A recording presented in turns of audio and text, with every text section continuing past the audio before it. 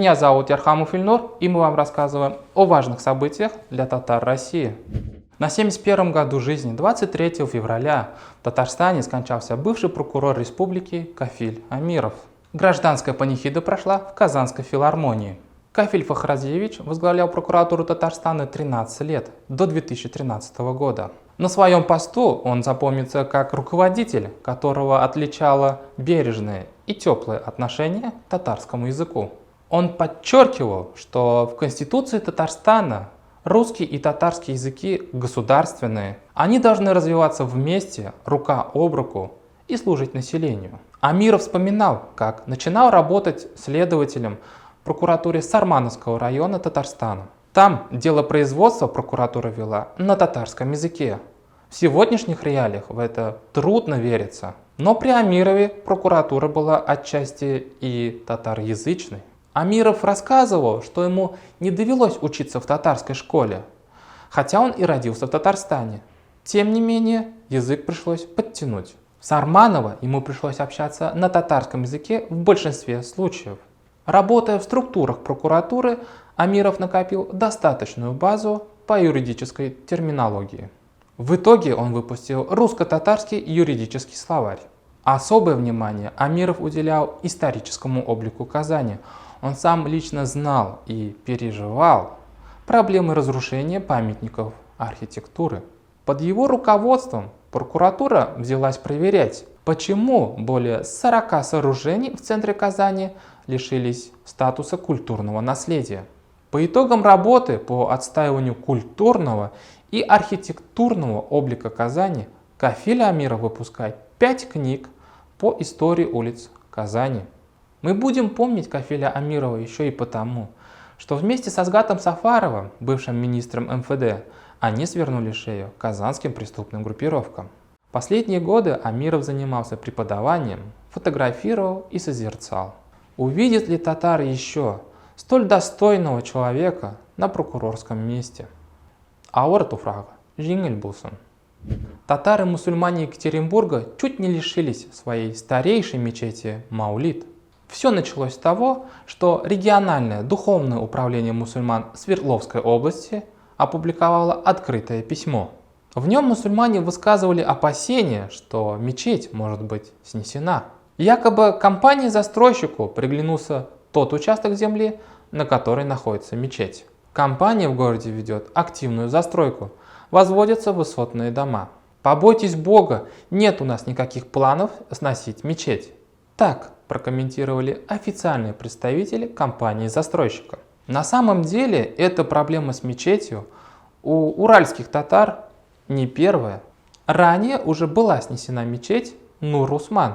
Проблема с мечетями – это на самом деле последствия глубокого раскола среди мусульман Свердловской области. Сегодня в регионе зарегистрировано аж 6 муфтиятов и структур, дублирующих духовное управление мусульман.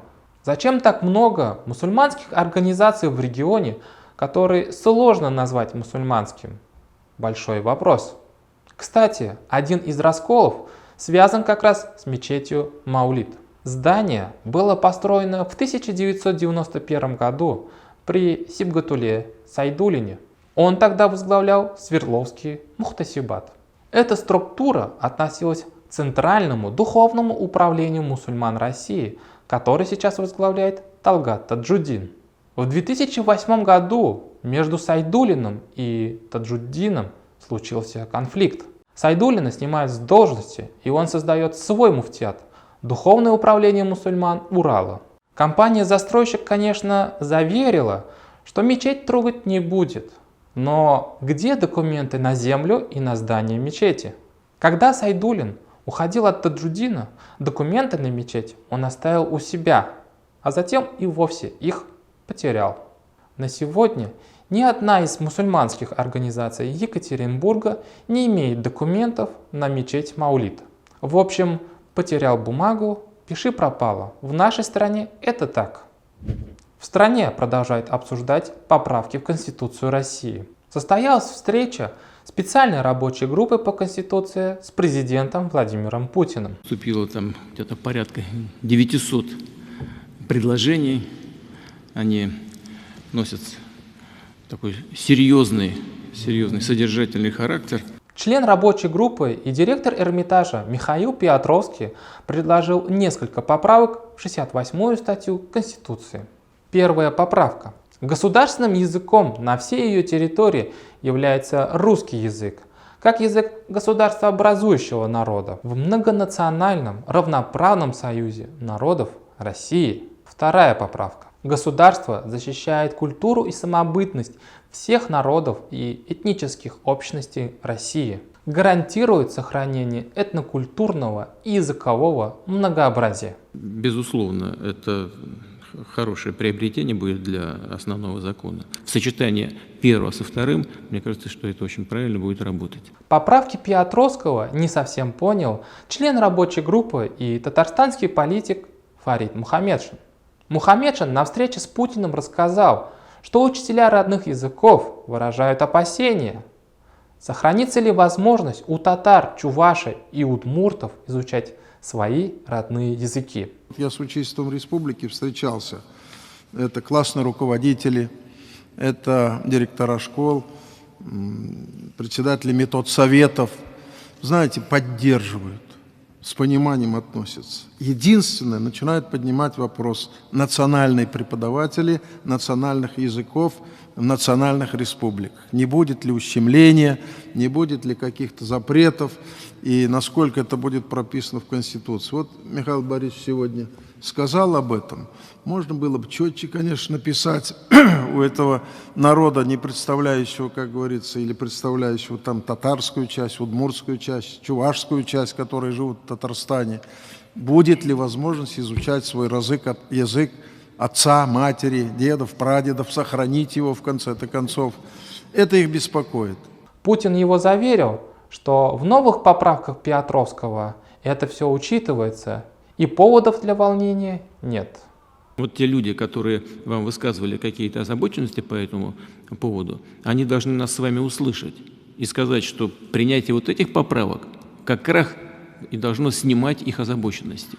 Впервые в Конституцию будет внесено положение, согласно которому государство будет обязано защищать языковое многообразие России, народов России.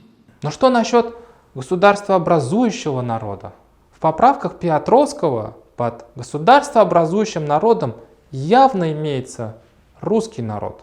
Если он образует государство Россия, то чем тогда занимаются другие народы? Зачем вообще эта сложная и неоднозначная формулировка в Конституции России? Несет ли эта формулировка мир и равноправие в большую семью народов России?